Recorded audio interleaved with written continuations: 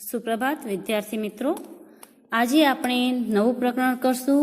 પ્રકરણ નંબર 9, સમય સંખ્યાઓ. આ અગાઉ તમે ધોરણ 6 અને ધોરણ 7ના પ્રકરણોમાં પ્રાકૃતિક સંખ્યાઓ, પૂર્ણ સંખ્યાઓ, પૂર્ણાંક સંખ્યાઓ અને અપૂર્ણાંક સંખ્યાઓ કોને કહેવામાં આવે છે એ તમે શીખી ગયા છો. અને આ દરેક સંખ્યાઓના સરવાળા, બાદબાકી, ગુણાકાર કે ભાગાકાર કેવી રીતના કરવામાં આવે છે એ તમે શીખી ગયા છો. તો હવે આજે આ પ્રકરણની અંદર આપણે સમય સંખ્યાઓ કોને કહેવામાં આવે છે એ સૌપ્રથમ શીખીશું. અને એના પછી આપણે આ સમય સંખ્યાઓને સમાન સંખ્યાઓ કેવી રીતના શોધવામાં આવે છે, એમાંથી ઋણ સમય સંખ્યા કોને કહેવામાં આવે છે, તેમજ ઘન સમય સંખ્યા કોને કહેવામાં આવે છે એ આજે આપણે શીખીશું. તો હવે આપણે શરૂ કરીશું પ્રકરણ નંબર 9, સમય સંખ્યાઓ. પ્રકરણ 9, સમય સંખ્યાઓ. વિદ્યાર્થી મિત્રો, આપણે ધોરણ 6માં અને ધોરણ 7માં પણ આગળના પ્રકરણોમાં પ્રાકૃતિક સંખ્યા કોને કહેવામાં આવે છે એ શીખી ગયા છીએ. અને પૂર્ણ સંખ્યાઓ કોને કહેવામાં આવે છે, તેમજ પૂર્ણાંક સંખ્યાઓ કોને કહેવામાં આવે છે અને અપૂર્ણાંકો કોને કહેવામાં આવે છે એ દરેક જે રકમ છે એ શીખી ગયા છીએ. હવે આજે અહીં આપણે સમય સંખ્યાઓ કોને કહેવામાં આવશે એ શીખીશું. તો સૌથી પ્રથમ સમય સંખ્યાઓ શીખતા પહેલાં એક વખત આપણે જે આગળ પ્રાકૃતિક સંખ્યા, પૂર્ણ સંખ્યા જે શીખી ગયા છીએ એનો એક આછો ખ્યાલ મેળવી લેશું. તો સૌપ્રથમ આપણે ધોરણ 6માં શીખ્યા હતા પ્રાકૃતિક સંખ્યાઓ કોને કહેવામાં આવે. તો સૌપ્રથમ આપણે લખશું પ્રાકૃતિક સંખ્યાઓ.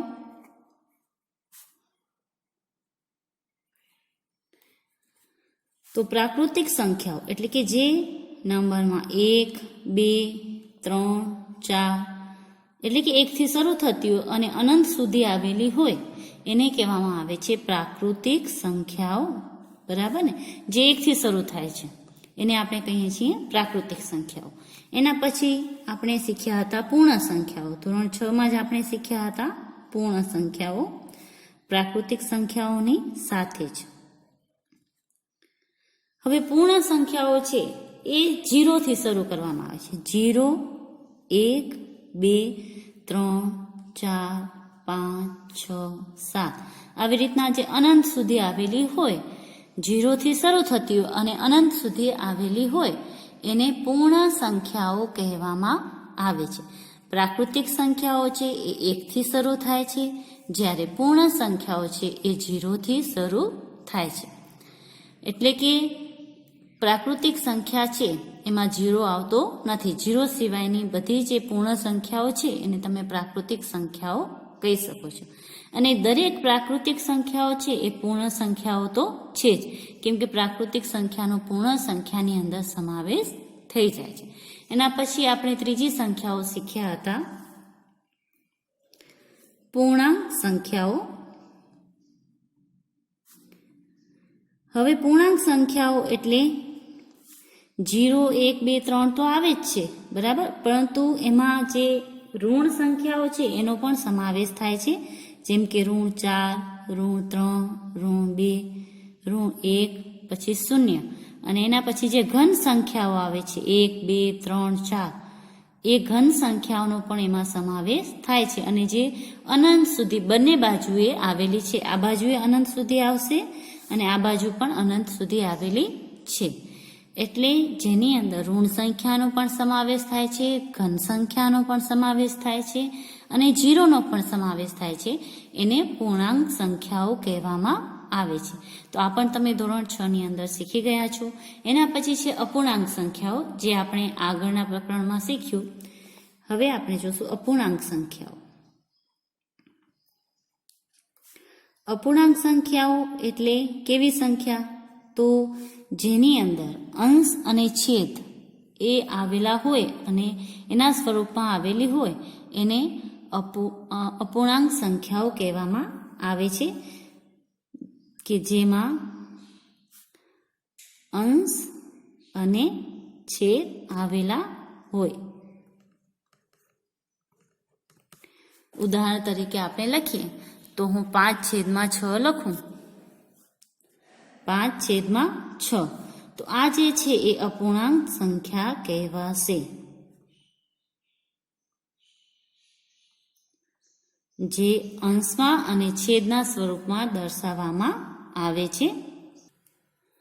અહીં અપૂર્ણાંક સંખ્યાની અંદર જે અંશ છે એ 0 હોઈ શકે અથવા તો ઘન પૂર્ણાંક જ હોઈ શકે. અહીં અંશ છે, જ્યારે છેદ છે એ હંમેશા ઘન પૂર્ણાંક જ હશે, ક્યારેય પણ અહીં છેદની અંદર શૂન્ય આવશે નહીં.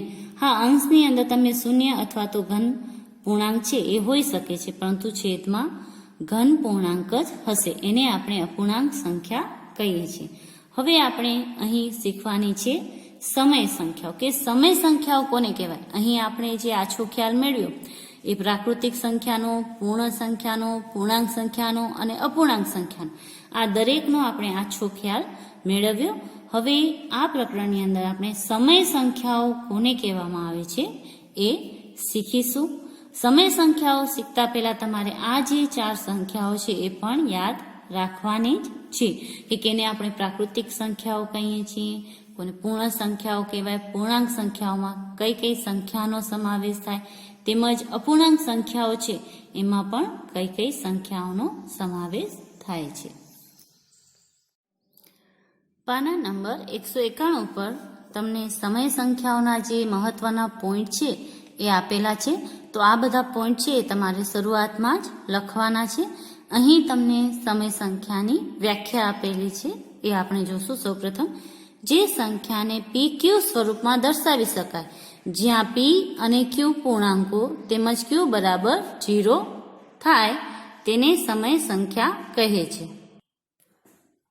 અહીં આપણને સમય સંખ્યાઓના ઉદાહરણ આપેલા છે, કે -2/7, 3/8 અને 3 વગેરે સમય સંખ્યાઓ છે, જે PQ સ્વરૂપમાં, PQ સ્વરૂપ એટલે કે અંશ અને છેદમાં જે સંખ્યા દર્શાવી હોય, અને P અને Q જે અંશ અને છેદ આપેલા છે એ પૂર્ણાંકો હોય, તેમજ Q છે એ 0 ના હોય, અહીં Q છે એ ક્યારે પણ 0 ના હોય, એવી જે સમય સંખ્યા હોય એને સમય સંખ્યાઓ કહેવામાં આવે છે.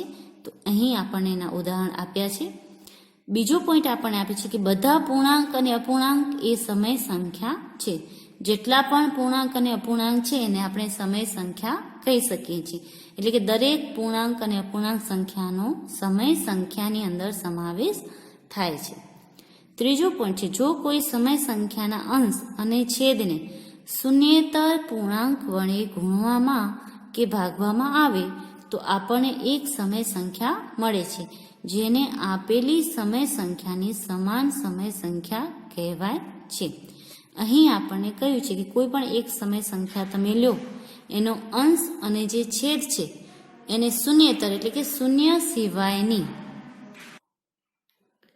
સંખ્યા વડે ગુણવામાં કે ભાગવામાં આવે, એટલે કે શૂન્ય સિવાયની કોઈ પણ સંખ્યા, એનાથી એ આપેલ સમય સંખ્યાને ગુણાકાર કરવામાં આવે અથવા તો ભાગાકાર કરવામાં આવે, અને આપણને જે સંખ્યા મળે એને જે સમય સંખ્યા હોય એની સમાન સમય સંખ્યા કહેવામાં આવે છે.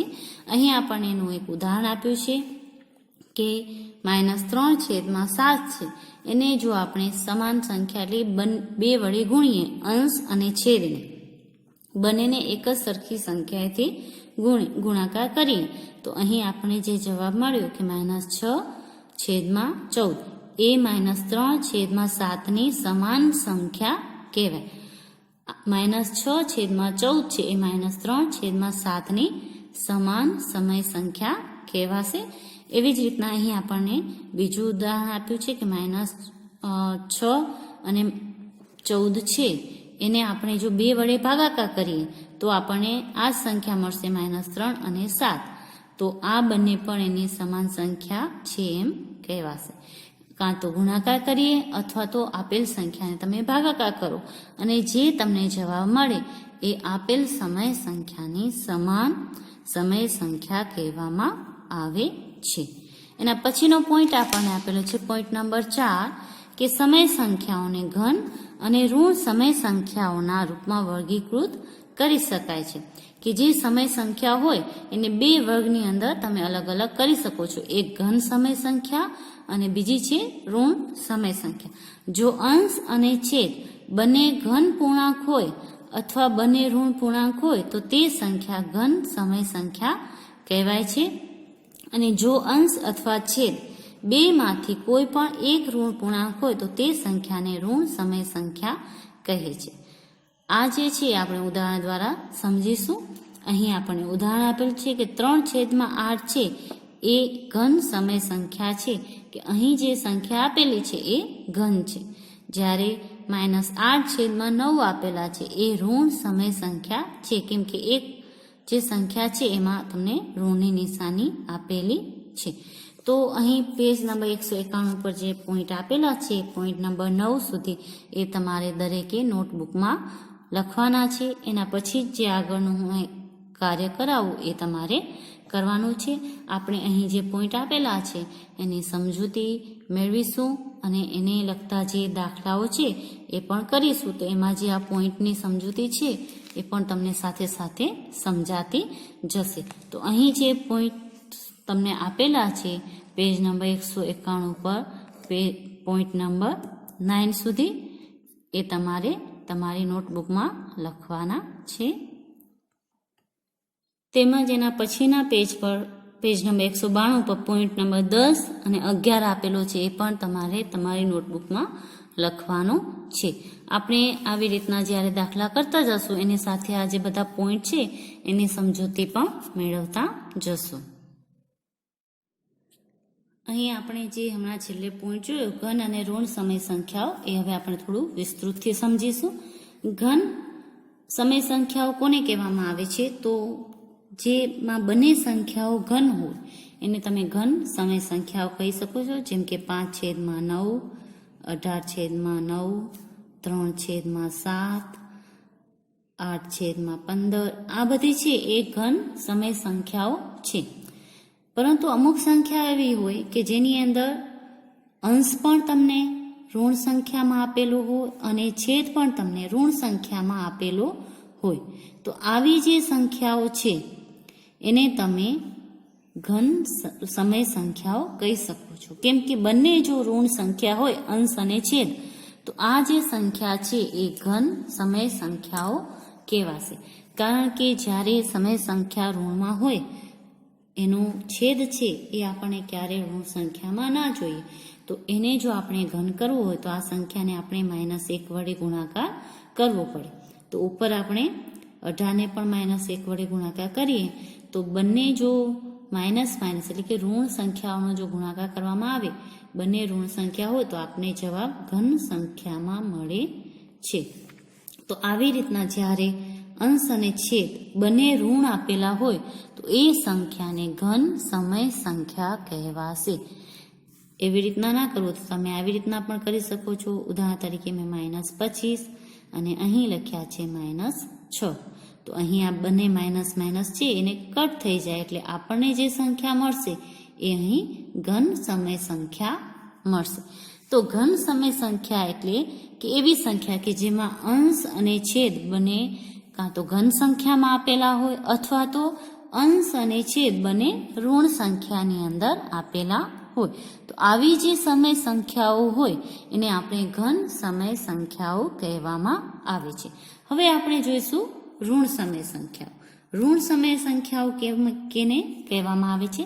તો ઉદાહરણ તરીકે મેં લખ્યું કે 4-4/7. તો આ ઋણ સમય સંખ્યા છે કે જેમાં અંશ છે એ ઋણમાં આપેલો હોય અથવા તો જેનો છેદ પણ ઋણમાં આપેલો હોય. અથવા બીજું ઉદાહરણ લખું તો અહીં મેં 3 છે એ ઘન કર્યા અને એનો જે છેદ છે એ મેં ઋણમાં કર્યો. તો આ જે સંખ્યા છે એ પણ ઋણ સમય સંખ્યા થશે કે જેનો અંશ અથવા તો છેદ બંનેમાંથી કોઈ પણ એક સંખ્યા ઋણની નિશાની સાથે આપવામાં આવેલી હોય તો એને ઋણ સમય સંખ્યા કહેવાશે. તો સૌપ્રથમ તો તમારે જે સમય સંખ્યાઓ આપેલી છે એ ઘન સમય સંખ્યા છે કે ઋણ સમય સંખ્યા છે એ યાદ રાખવું પડશે. અને જો ઋણ સમય સંખ્યા હોય એમાં જો એનો છેદ ઋણ હોય તો એને તમારે પ્રમાણિત કરી અને ઘન સંખ્યામાં ફેરવવો પડશે. ક્યારે પણ કોઈ પણ સમય સંખ્યા હોય એનો છેદ છે એ ઋણ સંખ્યા રાખીને એના આપણે જે દાખલા છે એ કરી શકીએ નહીં. એનો છેદ હંમેશા આપણને ઘન સંખ્યામાં જ જોઈએ. અંશ ઋણ સંખ્યામાં હોય તો ચાલે, બરાબર ને. તો અહીં આપણે જોયું કે ઘન અને ઋણ સમય સંખ્યાઓ કોને કહેવામાં આવે છે. હવેનો આપણો પોઈન્ટ છે પ્રમાણિત સ્વરૂપમાં સમય સંખ્યાઓ. સમય સંખ્યાઓ છે એને પ્રમાણિત સ્વરૂપમાં કેવી રીતના ફેરવવાની. તો અહીં આપણને એની વ્યાખ્યા આપવામાં આવી છે કે કોઈ સમય સંખ્યા ત્યારે પ્રમાણિત સ્વરૂપમાં કહેવાય જ્યારે તેનો છેદ એ ઘન પૂર્ણાંક હોય અને અંશ અને છેદમાં એક સિવાય બીજા સામાન્ય અવયવ ન હોય. એટલે સૌપ્રથમ તો જે તમને સમય સંખ્યા આપેલી હોય એનો જે છેદ છે એ તમારે ઘન કરવાનો, ઘન પૂર્ણાંક કરવાનો અને પછી એનો અંશ અને છેદને એટલું સંક્ષિપ્ત સ્વરૂપ આપવાનું કે એને બંને સંખ્યાનો એક સિવાય બીજો કોઈ સામાન્ય અવયવ હોય નહીં. તો આપણે આવા એક બે ઉદાહરણ જોઈશું કે જે તમને ઉદાહરણમાં આપેલી હોય સંખ્યા એને સમય સંખ્યાને પ્રમાણિત સ્વરૂપમાં તમે કેવી રીતના ફેરવી શકો છો. અહીં આપણને એક સંખ્યા આપેલી છે -7/11. તો આને જો આપણે પ્રમાણિત સ્વરૂપમાં ફેરવવું હોય તો સૌપ્રથમ આપણે જે છેદ છે એ જોવાનો. જો છેદ અહીં ઘન સંખ્યામાં આપેલો હોય તો આ પ્રમાણિત સંખ્યા છે. જો છેદ ઋણ સંખ્યા હોય તો આપણને એને ફેરવવો પડે. અને આ જે સંખ્યા છે એનું અતિ સંક્ષિપ્ત સ્વરૂપ આપણે કરશું તો પણ એ આવશે -7/11.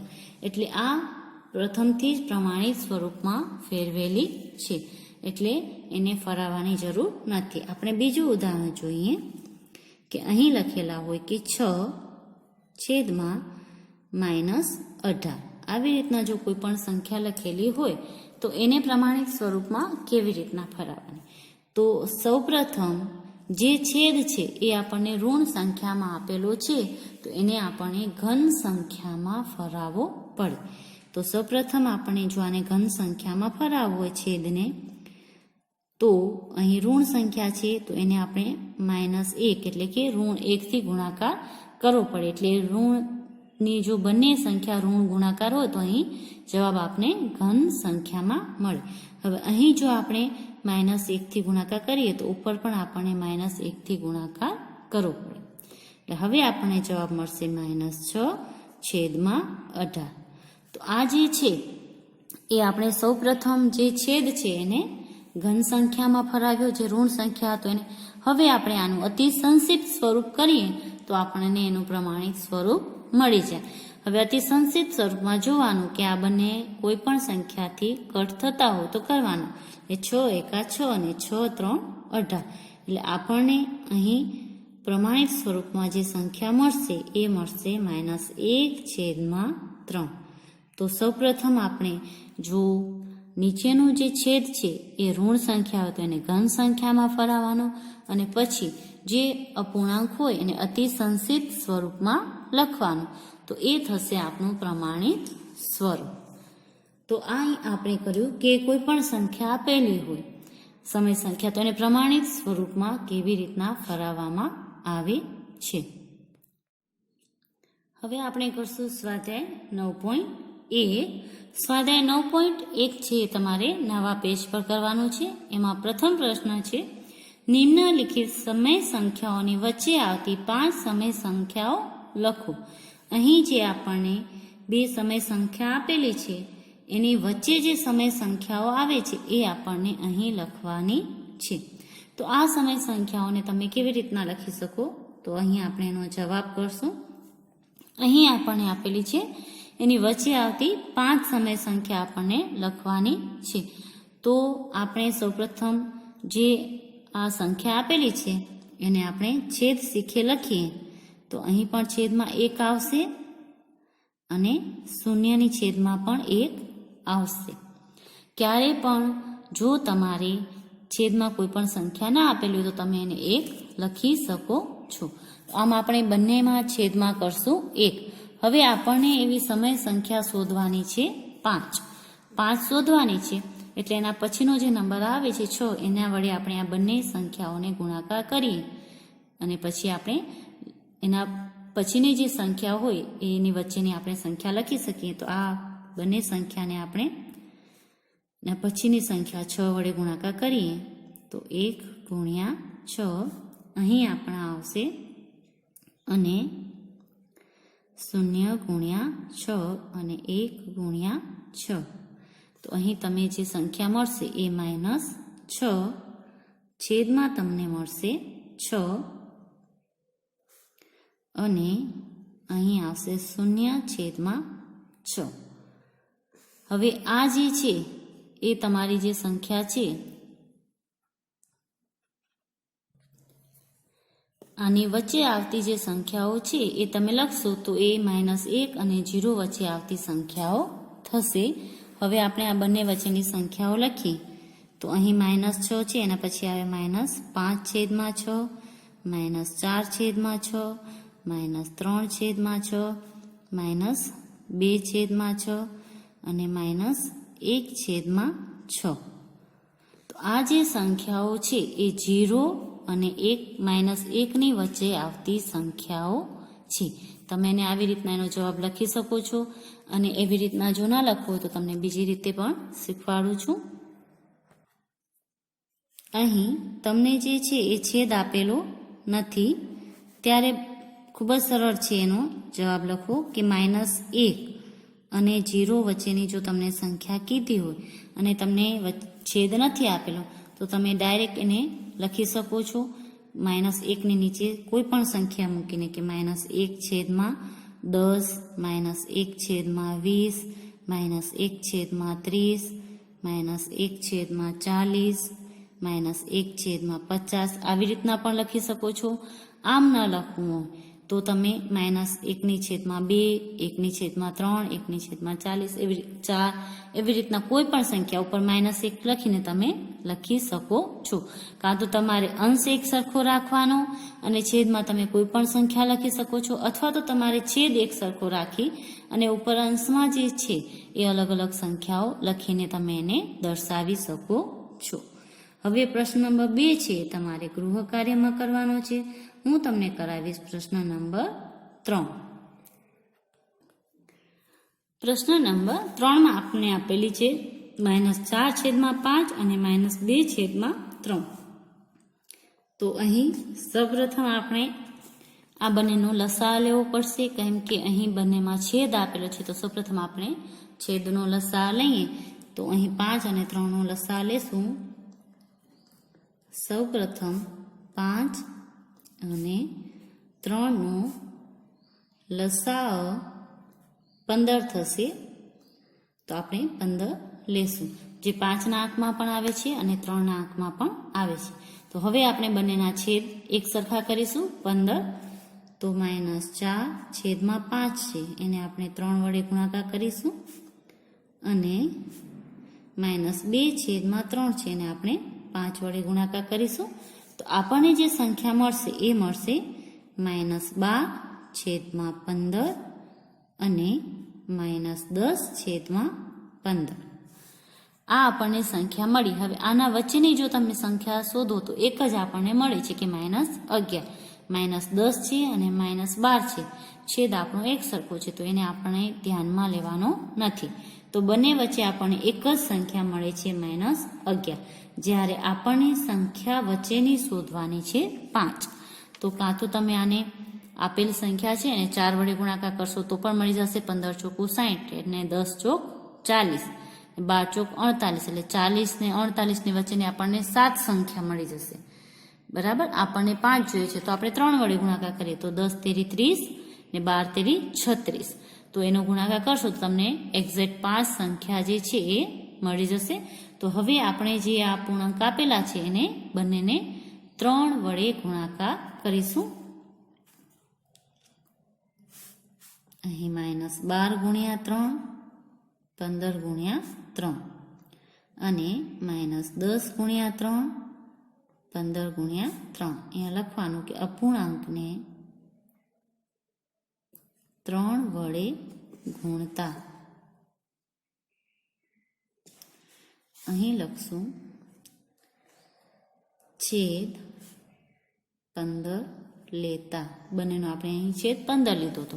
અહીં આપણે અપૂર્ણાંકને બંનેને 3 વડે ગુણાકાર કરશું એટલે 12 તેરી 36 અને 15 તેરી 45 અને 10 તેરી 30 અને અહીં મળશે 45. હવે આ બંને વચ્ચેની જે 5 સંખ્યાઓ છે એને તમે લખી શકો છો. તો બંને વચ્ચેના જે પૂર્ણાંક થશે આમ માઇનસ 35/45, પછી આવશે માઇનસ 34/45, માઇનસ 33/45, માઇનસ 32/45 અને માઇનસ 31/45. આ જે 5 સંખ્યા છે સમય સંખ્યાઓ એ -4/5 અને -2/3 ની વચ્ચે આવેલી સમય સંખ્યાઓ હશે. અહીં સૌપ્રથમ આપણને શું કરવાનું?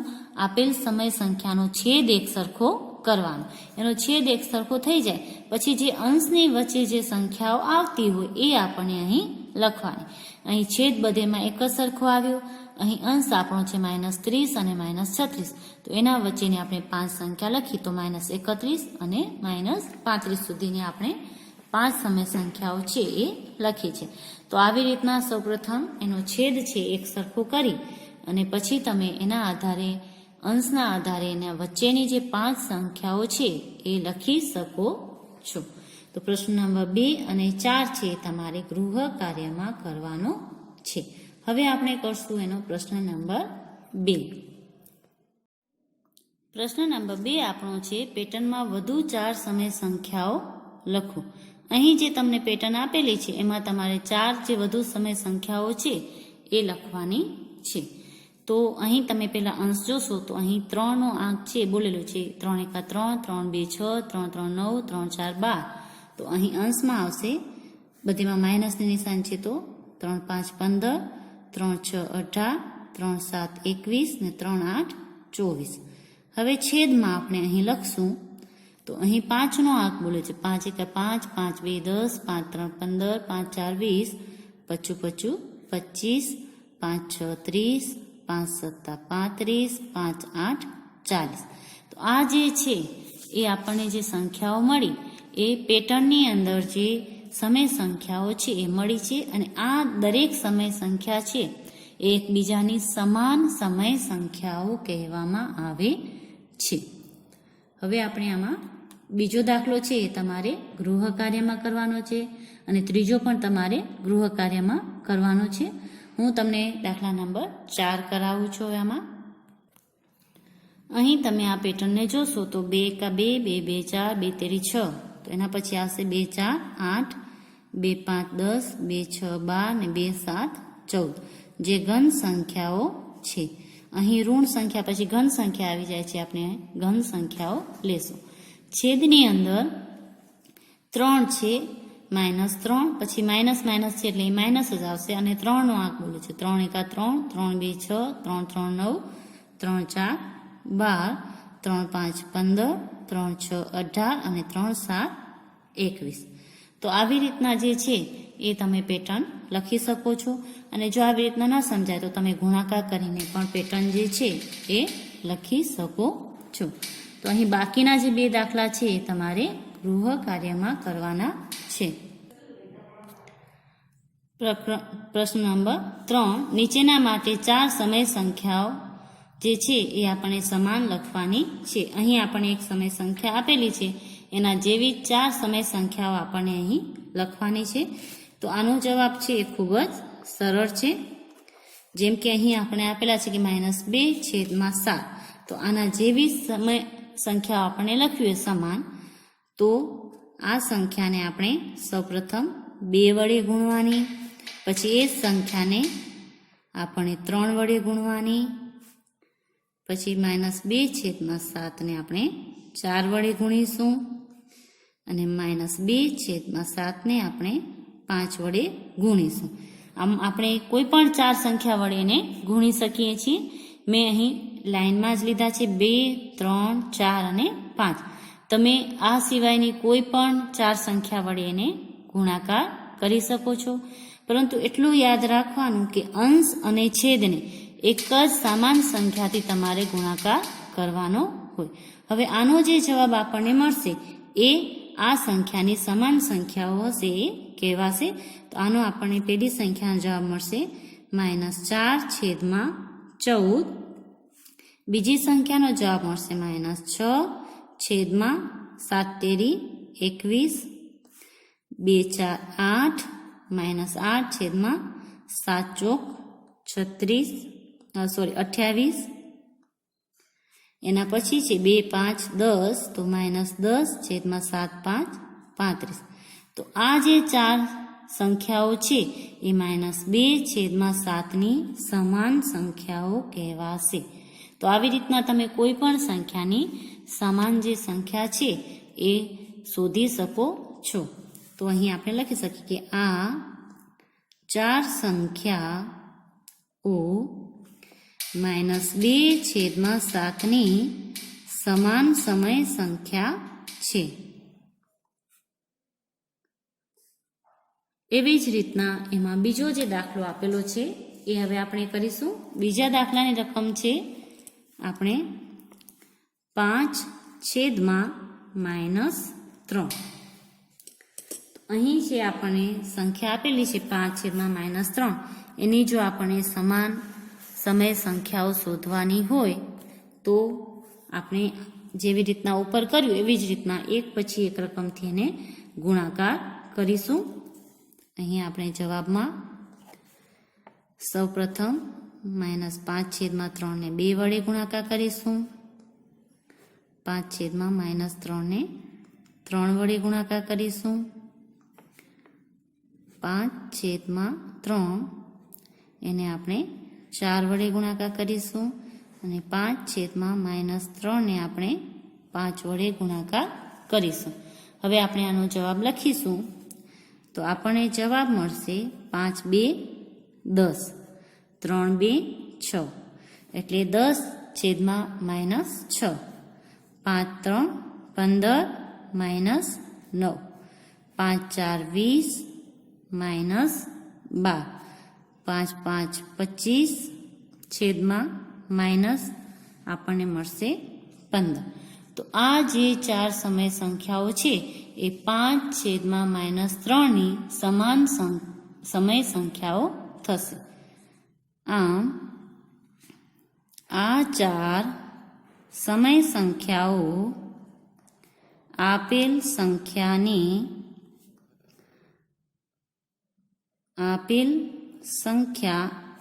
5/-3ની સમાન સમય સંખ્યા થશે.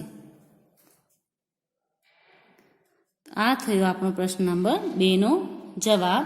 હવે પ્રશ્ન નંબર 3 છે તમારે ગૃહ કાર્યમાં કરવાનો છે. હવે આજનું ગૃહ કાર્ય નોંધી લેશો.